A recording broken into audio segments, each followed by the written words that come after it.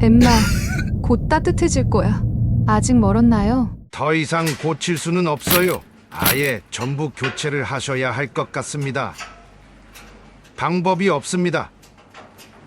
덴마크 코펜하겐의 한 아파트에서 노르웨이 난방 전문가가 라디에이터를 확인하고 있었습니다. 하지만 여전히 차가운 바닥과 건조한 실내 공기는 전혀 나아지지 않았죠. 이 집의 어린 딸 엠마는 또다시 기침을 시작했고 한숨 돌리던 어머니의 얼굴은 다시 걱정으로 가득 찼습니다. 대체 이 가족에게는 무슨 일이 있었던 걸까요? 지금부터 이 사연의 주인공을 만나보겠습니다. 이야기를 시작하기 전에 구독과 좋아요 이미 눌러주셨죠? 감사합니다.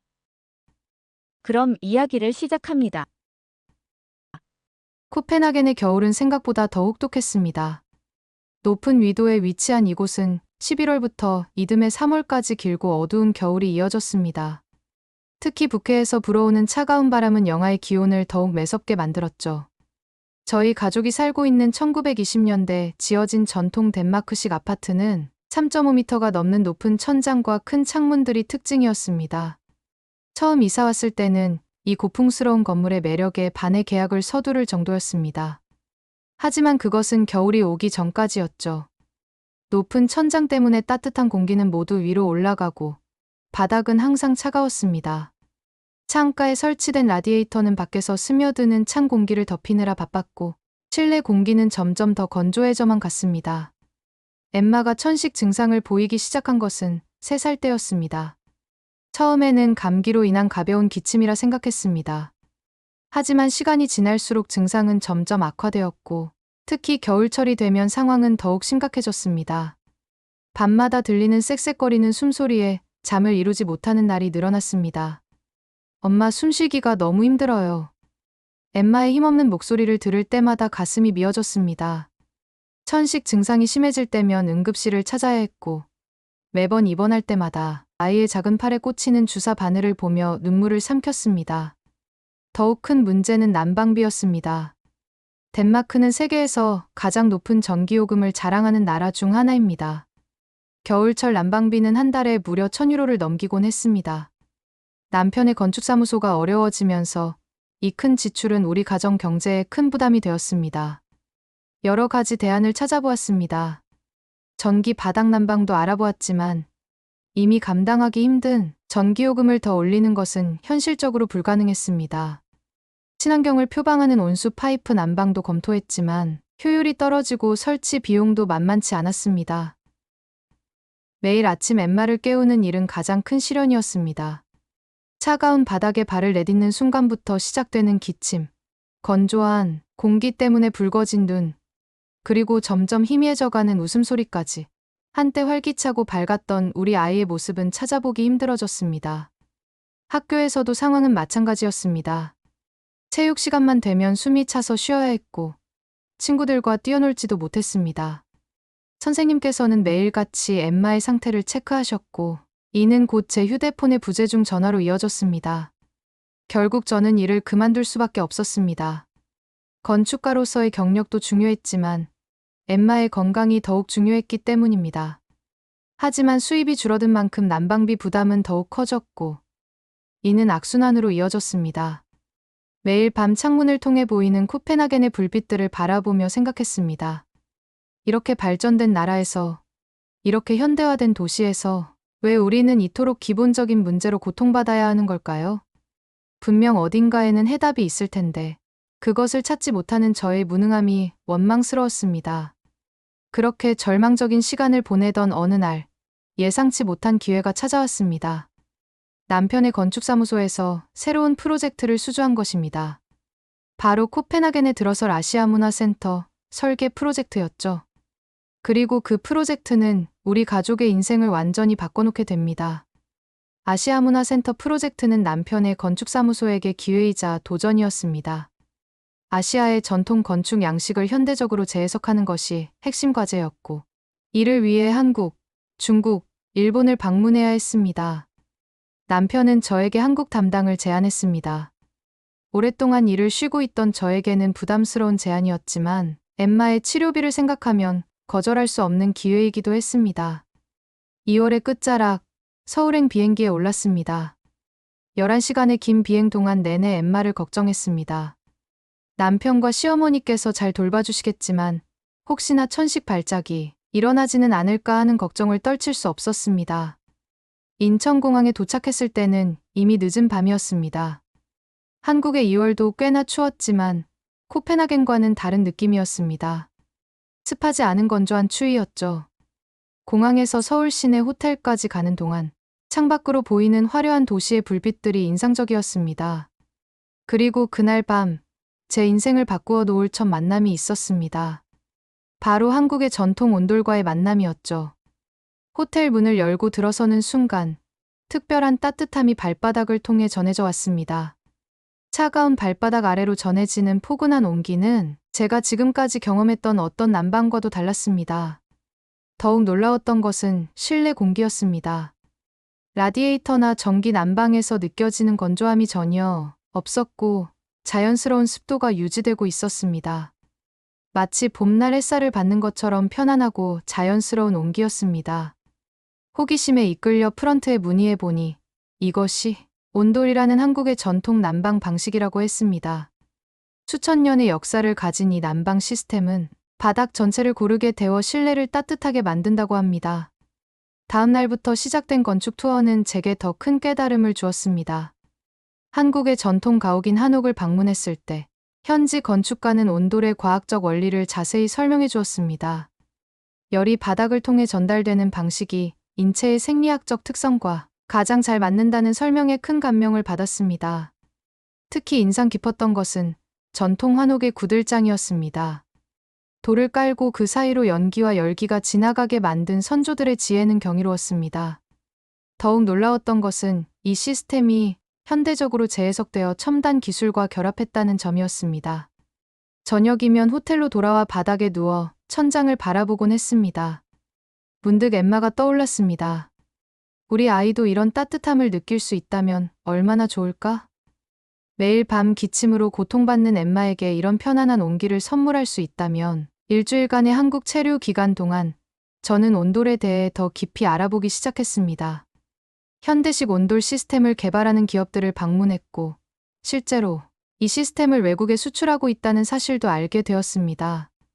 특히 북유럽의 혹독한 추위를 견딜 수 있도록 특별히 설계된 모델이 있다는 소식은 가슴을 뛰게 했습니다. 코펜하겐으로 돌아가는 비행기 안에서 저는 끊임없이 메모를 했습니다. 온돌 시스템의 장점, 설치 가능성, 예상 비용 등을 계산하고 또 계산했습니다. 비록 초기 설치 비용은 부담되겠지만 장기적으로 보면 난방비 절감과 엠마의 건강을 위해 해볼 만한 투자라고 생각했습니다. 그리고 무엇보다 처음으로 희망이 보였습니다. 우리가 그토록 찾아 헤매던 해답이 지구 반대편 나라의 오래된 지혜 속에 있었다는 사실이 신기했습니다. 이제는 이 희망을 현실로 만들어야 할 때였습니다. 하지만 그 과정이 순탄치만은 않을 것이라는 것도 어렴풋이 느낄 수 있었습니다. 코펜하겐으로 돌아온 후 현대식 온돌 시스템 도입을 위한 본격적인 조사를 시작했습니다. 하지만 현실의 벽은 생각보다 더 높았습니다. 가장 먼저 부딪힌 것은 덴마크의 엄격한 건축 규제였습니다. 100년 된 역사적 건물에 새로운 난방 시스템을 설치하는 것은 결코 쉬운 일이 아니었습니다. 건축 허가를 신청하기 위해 찾아간 관청에서는 고개를 절레절레 흔들었습니다. 역사적 건축물의 보존 가치를 해칠 수 있다는 것이 그들의 설명이었죠. 더구나 아시아의 난방 방식이 북유럽의 기후에 과연 적합할지에 대한 의구심도 컸습니다. 수많은 서류를 제출하고 여러 차례 미팅을 가졌지만 번번이 벽에 부딪혔습니다. 건물주와의 협상도 쉽지 않았습니다. 바닥 전체를 뜯어내고 새로운 시스템을 설치하는 것에 대해 강한 거부감을 보였죠. 설득을 위해 한국에서 가져온 자료들을 보여주었지만 덴마크는 덴마크다라는 완고한 태도를 바꾸기는 어려웠습니다. 비용 문제는 더욱 큰 산이었습니다. 한국의 온돌 시스템을 수입하고 설치하는 데 드는 비용은 예상보다 훨씬 높았습니다. 남편의 사무소가 어려운 상황에서 이런 큰 투자를 결정하기는 쉽지 않았습니다. 은행 대출도 알아보았지만 검증되지 않은 시스템이라는 이유로 번번이 거절당했습니다. 주변의 우려와 반대도 컸습니다. 친구들은 제가 너무 무모한 도전을 하고 있다고 걱정했고, 이웃들은 공사 소음과 먼지를 걱정하며 반대했습니다. 심지어 일부 지인들은 제가 절박한 마음에 비합리적인 판단을 하고 있다고 생각하기도 했습니다. 특히 힘들었던 것은 의료계의 회의적인 시각이었습니다. 엠마의 주치의는 난방 방식의 변화가 천식 증상 개선에 얼마나 효과가 있을지 의문을 제기했습니다. 과학적 근거가 부족하다는 것이 그들의 지적이었죠.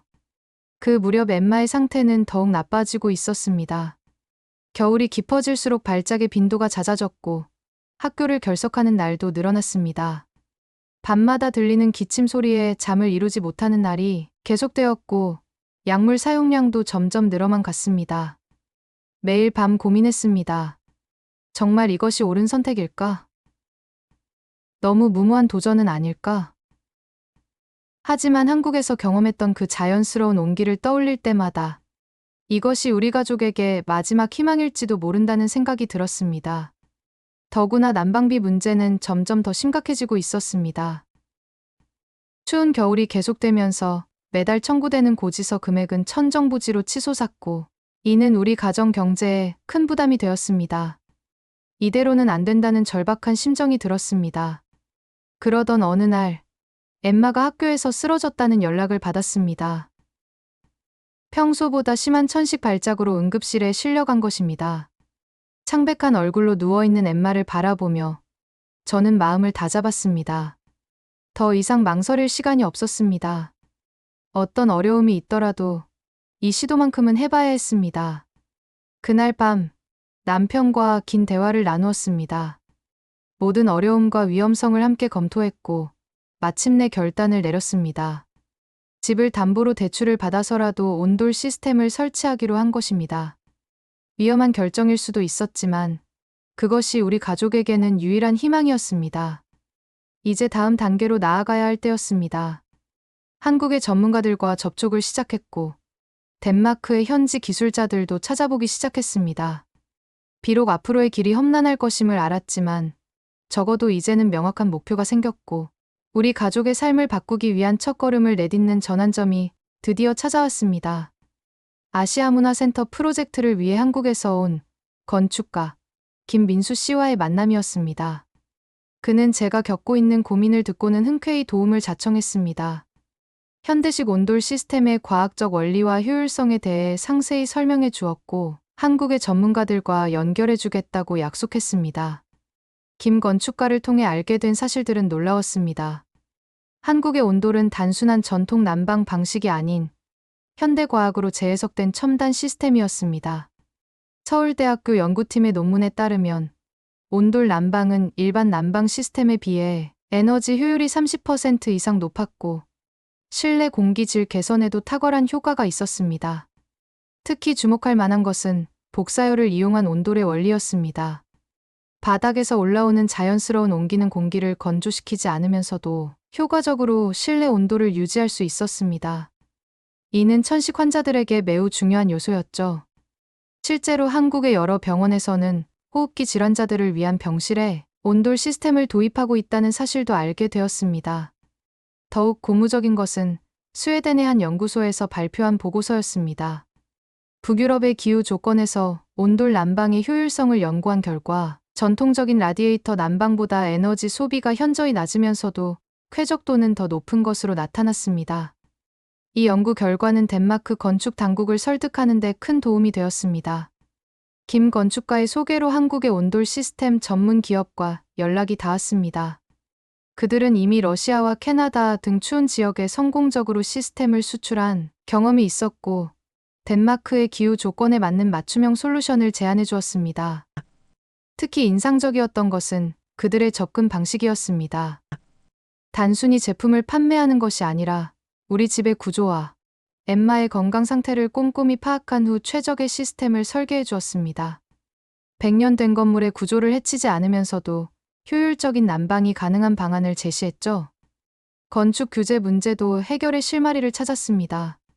덴마크 건축법상 역사적 건물의 외관과 구조를 훼손하지 않는 범위 내에서의 내부 설비 개선은 허용된다는 조항을 발견했고 이를 근거로 허가 절차를 다시 진행했습니다. 비용 문제도 점차 해결되어 갔습니다. 한국 기업에서 제시한 분할 납부 방식은 우리 가정에 큰 도움이 되었고, 에너지, 효율 개선 공사에 대한 정부 지원금도 받을 수 있다는 사실을 알게 되었습니다. 더구나 장기적으로 봤을 때 난방비 절감 효과가 상당할 것이라는 전망도 있었죠. 이웃들의 우려도 점차 이해로 바뀌어 갔습니다. 제가 수집한 자료들을 보여주며 설명했더니 오히려 관심을 보이기 시작했습니다. 특히 에너지 비용 절감 효과에 대해 듣고는 많은 분들이 귀를 기울였죠. 공사 기간 동안의 불편함에 대해서도 양해를 구할 수 있었습니다. 엠마의 주치의도 마침내 긍정적인 반응을 보였습니다. 제가 제시한 연구 자료들을 검토한 후 온돌 난방이 천식 환자들에게 미치는 긍정적인 영향에 대해 인정하게 된 것입니다. 오히려 다른 환자들에게도 참고가 될 만한 사례가 될 수 있다고 격려해 주셨습니다. 이제 모든 준비가 거의 끝나가고 있었습니다. 한국의 기술진과 덴마크의 현지 업체가 협력하여 설치 계획을 수립했고 공사 일정도 확정되었습니다. 봄이 오기 전에 모든 공사를 마무리하여 다음 겨울에는 새로운 난방 시스템으로 엠마를 따뜻하게 해줄 수 있을 것 같았습니다. 하지만 운명은 때때로 우리의 계획대로 흘러가지 않는 법입니다. 공사를 시작하기 직전 예상치 못한 위기가 찾아왔습니다. 2월의 마지막 주말, 엠마의 상태가 급격히 악화되었습니다. 평소보다 심한 기침으로 시작된 그날 밤은 우리 가족에게 가장 긴 밤이 되었습니다. 창밖으로 눈보라가 휘몰아치는 가운데 엠마의 숨소리는 점점 더 거칠어졌고 결국 구급차를 부를 수밖에 없었습니다. 응급실로 향하는 구급차 안에서 엠마의 작은 손을 잡고 있던 제 마음은 산산조각이 났습니다. 차가운 겨울바람과 건조한 실내 공기가 우리 아이의 작은 폐를 이렇게까지 힘들게 할 줄은 몰랐습니다. 모니터에 표시되는 산소 포화도는 계속해서 떨어졌고 구급대원들의 표정은 점점 더 굳어져 갔습니다. 코펜하겐 대학병원 소아중환자실, 차가운 형광등 아래 누워있는 엠마의 모습은 제 가슴을 찢어놓았습니다. 산소 마스크 너머로 보이는 창백한 얼굴, 가쁜 숨을 내쉴 때마다 오르내리는 작은 가슴, 그리고 힘겹게 움직이는 손가락들. 의사 선생님께서는 이번 발작이 지금까지와는 다르다고 하셨습니다. 천식 증상이 매우 심각한 수준입니다. 이대로 가다가는 더 이상의 말씀은 없었지만 그 말의 의미를 이해하기에는 충분했습니다. 폐 기능이 크게 떨어져 있었고 기도의 염증 상태도 매우 심각했습니다. 평소 먹던 약들도 더 이상 효과를 보지 못하고 있었죠. 병원 복도를 걸으며 끊임없이 자문했습니다. 왜 조금 더 일찍 결단을 내리지 못했을까? 왜 그 모든 규제와 반대에 부딪혀 망설였을까? 창밖으로 건강하게 뛰어노는 아이들을 바라보며 엠마도 저렇게 마음껏 뛰어놀 수 있는 날이 다시 올까 생각하니 눈물이 멈추지 않았습니다. 더욱 가슴 아픈 것은 엠마의 일기장이었습니다. 병실에 두고 간 가방에서 우연히 발견한 일기장에는 아이의 작은 소망들이 빼곡히 적혀 있었습니다. 오늘도 달리기를 하고 싶었는데 숨이 너무 가빠서 포기했다. 친구들이랑 놀고 싶은데 추우면 기침이 나서 밖에 나갈 수 없다. 엄마가 걱정돼서 기침이 나도 참았다. 하지만 너무 아팠다. 이런 글들을 읽으며 저는 병원 화장실에서 한참을 울었습니다. 제가 얼마나 무력했는지, 우리 아이가 얼마나 많은 것들을 포기해야 했는지를 새삼 깨달았기 때문입니다. 그날 밤, 남편과 함께 병원 카페테리아에 앉아 있을 때였습니다. 김민수 건축가로부터 긴급한 연락이 왔습니다. 한국의 온돌 시스템 업체가 우리의 상황을 듣고 특별 지원을 해주기로 했다는 소식이었습니다. 설치 비용의 상당 부분을 감면해주고 최우선 순위로 공사를 진행해주겠다는 제안이었죠. 더불어 놀라운 소식이 하나 더 있었습니다. 스웨덴의 연구소에서 발표한 보고서가 덴마크 건축청의 주목을 받았고 우리의 온돌 설치 계획이 친환경 주거 환경 개선 시범 사업으로 선정될 가능성이 있다는 것이었습니다. 그 순간 저는 더 이상 망설일 필요가 없다는 것을 깨달았습니다. 엠마의 병실로 돌아와 아이의 작은 손을 잡고 약속했습니다. 조금만 더 힘내자. 엄마가 꼭 따뜻한 집을 만들어줄게. 다음 날 아침 일찍 모든 절차를 시작했습니다. 더 이상의 지체는 없었습니다. 이제 우리에게는 시간이 가장 중요했으니까요. 모든 서류 작업을 신속하게 처리했고 필요한 허가도 긴급으로 신청했습니다. 마침내 우리는 결정적인 전환점을 맞이하게 된 것입니다. 엠마가 병원에 입원해 있는 동안 공사는 정광석화처럼 진행되었습니다. 한국에서 온 기술진과 덴마크 현지 업체가 24시간 교대로 작업을 시작했습니다. 100년 된 건물의 바닥을 해체하는 일은 마치 고고학 발굴처럼 신중하고 조심스러웠습니다. 여러 층의 바닥재 아래에서 발견된 19세기의 목재들은 놀라울 정도로 견고했고 당시의 건축 기술을 엿볼 수 있었습니다.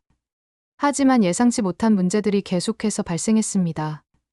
오래된 배관 시스템이 현대식 온돌 설비와 맞지 않았고 전기 배선도 새로 해야 했습니다. 벽체 단열 상태도 예상보다 훨씬 취약했습니다. 공사 범위는 자연스럽게 확대되었고 이는 곧 추가 비용과 시간으로 이어졌습니다. 가장 큰 어려움은 덴마크의 한겨울 날씨였습니다. 영하의 기온에서 바닥 공사를 하는 것은 결코 쉽지 않았습니다. 콘크리트가 얼어붙지 않도록 특별한 보온 조치가 필요했고 작업자들은 혹한 속에서도 밤낮 없이 일했습니다.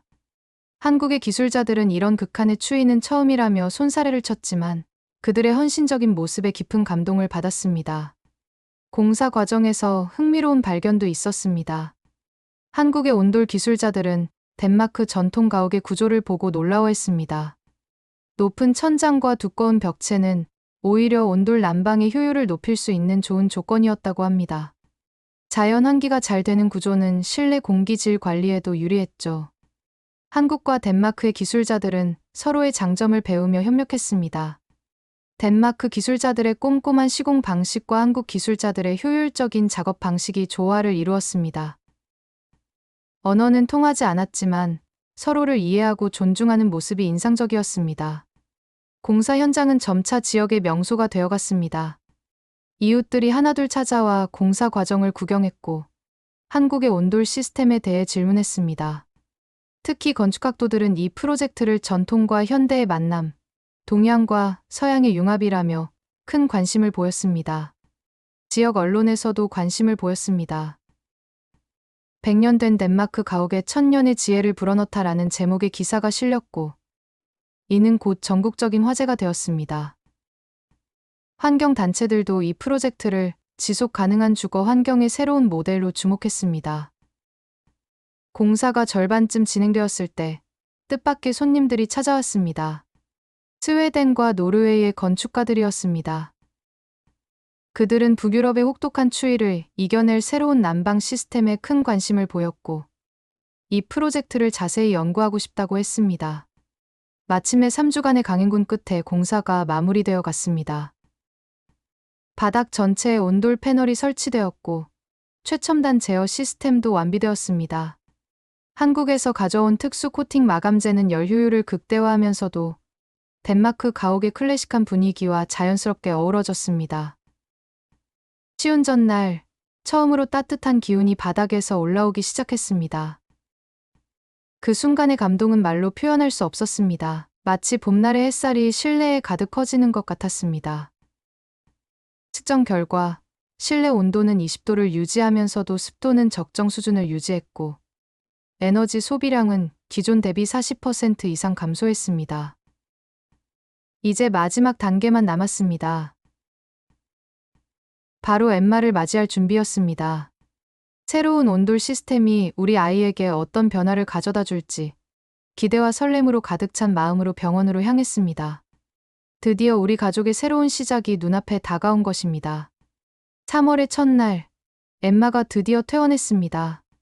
병원 주차장에서 집으로 향하는 동안 아이의 표정에는 여전히 불안감이 가득했습니다. 2달 가까이 병원에 있는 동안 집에서의 고통스러운 기억만이 남아있었기 때문일 것입니다. 하지만 현관문을 열고 첫 발을 내딛는 순간 엠마의 눈이 커다랗게 변했습니다. 엄마, 이게 뭐예요? 바닥이 따뜻해요. 차가운 바닥 때문에 항상 두꺼운 양말을 신어야 했던 엠마가 조심스레 양말을 벗고 맨발로 바닥을 만져보았습니다. 따뜻한 온기가 전해지자 아이의 얼굴에 환한 미소가 피어났습니다. 그 순간 제 눈에서는 눈물이 흘렀습니다. 첫날 밤, 우리 가족은 거실 바닥에 이불을 깔고 누워 천장을 바라보며 이야기를 나눴습니다. 라디에이터의 건조한 바람 소리도 차가운 바닥을 피해 침대로 도망가야 할 필요도 없었습니다. 오랜만에 듣는 엠마의 웃음소리가 집 안을 가득 채웠습니다. 일주일이 지나고 놀라운 변화가 시작되었습니다. 밤중에 들리던 기침 소리가 현저히 줄어들었고, 아침에 일어날 때 목이 아프다는 불평도 사라졌습니다. 가습기를 켜지 않아도 실내 습도가 적정하게 유지되었고, 공기도 훨씬 깨끗해졌습니다. 가장 큰 변화는 엠마의 건강 상태였습니다.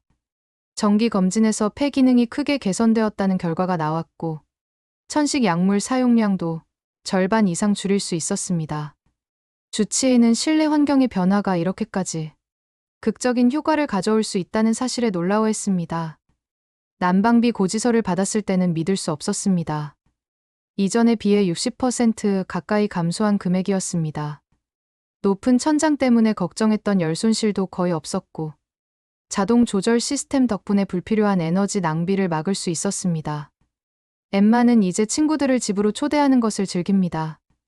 아이들은 따뜻한 바닥에 배를 대고 누워 숙제를 하거나 책을 읽습니다. 엠마네 집은 마법의 집이야. 신기해하는 친구들의 모습에 엠마는 자부심을 느끼는 듯했습니다. 학교 생활도 완전히 달라졌습니다.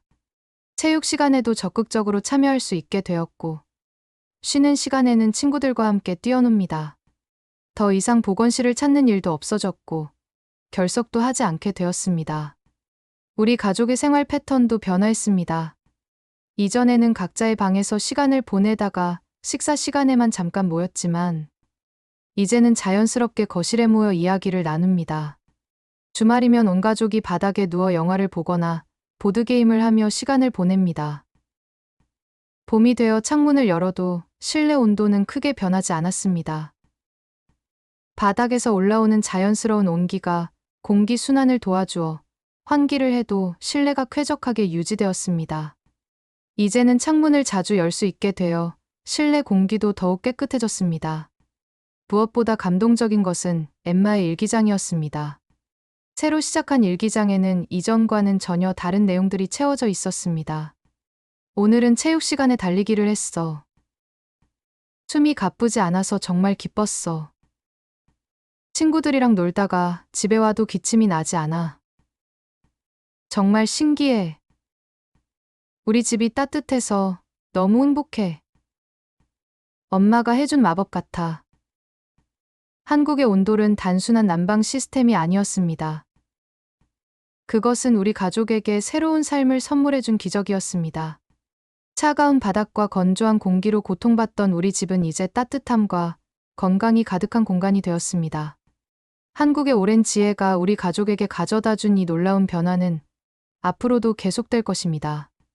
우리 가족의 변화는 이웃들의 큰 관심을 불러일으켰습니다. 특히 천식을 앓고 있는 아이를 둔 부모님들이 자주 방문하셨습니다. 엠마의 달라진 모습을 보고 놀라워하시며 온돌 시스템에 대해 자세히 물어보셨습니다. 한 분은 눈물을 글썽이며 말씀하셨습니다. 우리 아이도 천식 때문에 매일 밤 고통받고 있어요. 이런 해결책이 있었다니. 지역 건축가들도 하나둘 찾아오기 시작했습니다. 100년 된 건물에 성공적으로 도입된 온돌 시스템은 그들에게 새로운 영감을 주었습니다. 특히 에너지 효율성과 실내 공기질 개선 효과는 북유럽의 건축계에 신선한 충격을 주었습니다. 코펜하겐 공과대학교에서는 우리 집을 사례 연구 대상으로 선정했습니다. 한 학기 동안 진행된 연구에서 놀라운 결과들이 나왔습니다. 에너지 소비량은 기존 대비 58% 감소했고, 실내 공기질은 WHO 기준을 훨씬 상회했습니다. 특히 덴마크의 혹독한 겨울 날씨에서도 안정적인 성능을 유지한다는 점이 높이 평가받았습니다. 언론의 관심도 뜨거웠습니다. 국영방송에서는 한국의 전통, 덴마크를 따뜻하게 하다라는 제목의 특집 다큐멘터리를 제작했고, 주요 일간지들도 우리 집의 사례를 상세히 다뤘습니다. 환경단체들은 이를 지속 가능한 주거의 새로운 모델로 제시했습니다. 가장 극적인 변화는 건축 규제 당국의 태도였습니다. 처음에는 회의적이었던 그들이 이제는 오히려 온돌 시스템 도입을 적극 권장하고 있습니다. 역사적 건축물의 현대화 방안으로 온돌이 제시되었고 관련 법규도 개정되기 시작했습니다. 덴마크 정부는 우리 집을 친환경 건축 혁신 사례로 선정했습니다.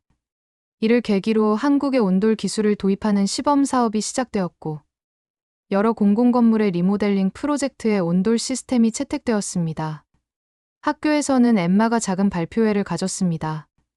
우리 집의 특별한 비밀이라는 제목으로 한국의 온돌 문화와 그것이 가져온 변화를 친구들에게 설명했습니다.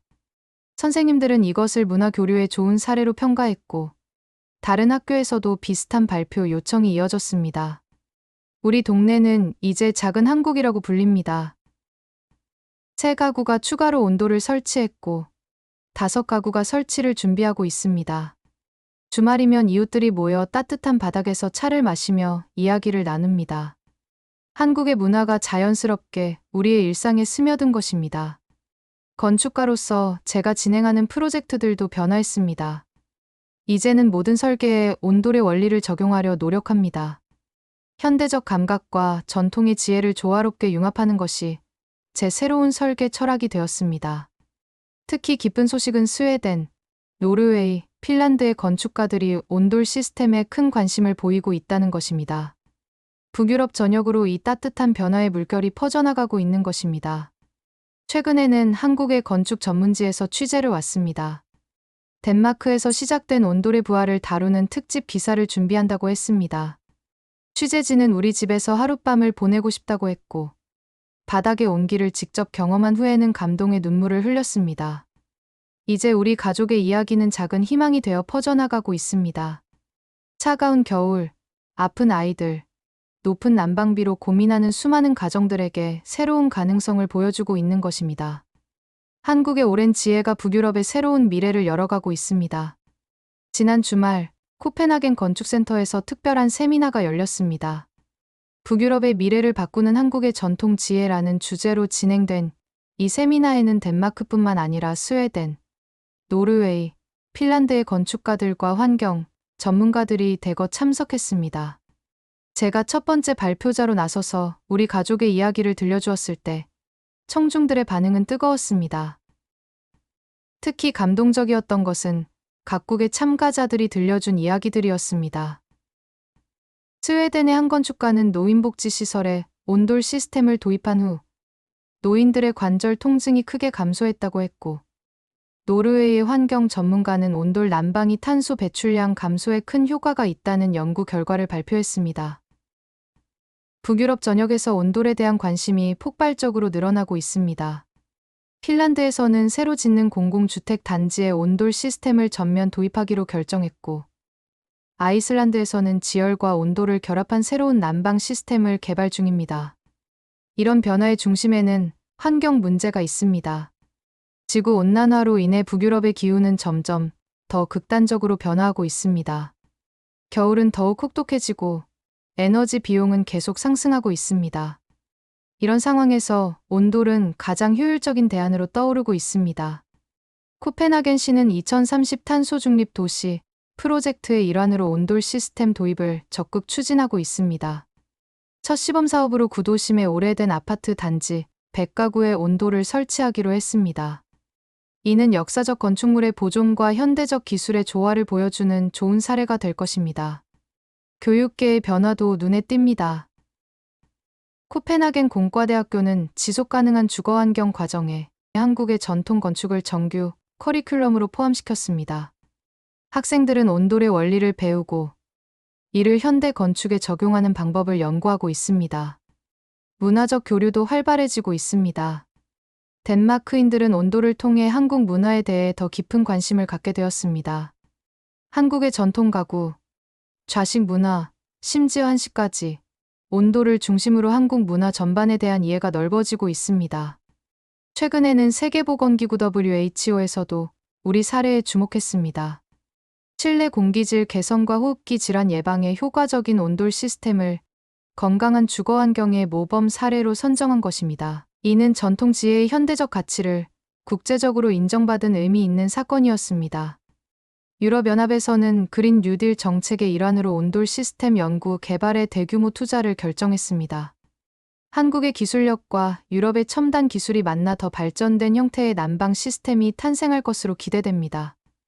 엠마는 이제 어린이 환경 대사가 되었습니다. 학교와 지역 사회에서 환경 보호의 중요성과 전통 지혜의 가치를 알리는 활동을 하고 있습니다. 천식으로 고통받던 아이가 이제는 다른 이들에게 희망을 전하는 존재가 된 것입니다. 매주 수요일 저녁, 우리 집에서는 작은 모임이 열립니다. 온돌의 따뜻함을 경험하고 싶은 이웃들이 모여 이야기를 나누고 서로의 경험을 공유합니다. 이 모임은 이제 따뜻한 수요일이라는 이름의 공식 커뮤니티가 되었습니다. 한국의 온돌은 이제 단순한 난방 시스템을 넘어 지속 가능한 미래를 위한 희망이 되어가고 있습니다. 전통의 지혜가 현대 기술과 만나 새로운 가능성을 열어가는 것을 보며 우리는 더 큰 꿈을 꾸게 되었습니다. 이것은 단지 시작일 뿐입니다. 현대 문명이 발달했다고 자부하는 우리가 어쩌면 가장 소중한 것들을 잊고 살아왔는지도 모릅니다. 수천 년을 이어온 한국의 전통 속에는 인간의 건강과 행복을 위한 깊은 지혜가 담겨 있었기 때문입니다. 온돌은 단순한 난방 시스템이 아닙니다. 자연의 원리를 따르며 열을 효율적으로 전달하고 가족을 하나로 모으는 문화적 가치까지 담고 있는 위대한 유산입니다. 때로는 가장 오래된 것이 가장 새로운 해답이 될 수 있다는 것을 한국의 온돌은 우리에게 가르쳐주고 있습니다. 오늘의 사연은 여기까지입니다. 한국인들에게는 너무나 당연했던 온돌이 이렇게 과학적이고 현대적인 가치를 지니고 있다는 사실이 놀랍습니다. 세계인들이 이 따뜻한 지혜를 이해하고 그들의 삶 속에서 누리게 되기를 진심으로 기원합니다. 오늘도 여러분의 구독과 좋아요에 많은 힘을 얻습니다. 감사합니다. 감동 컴퍼니 TV였습니다.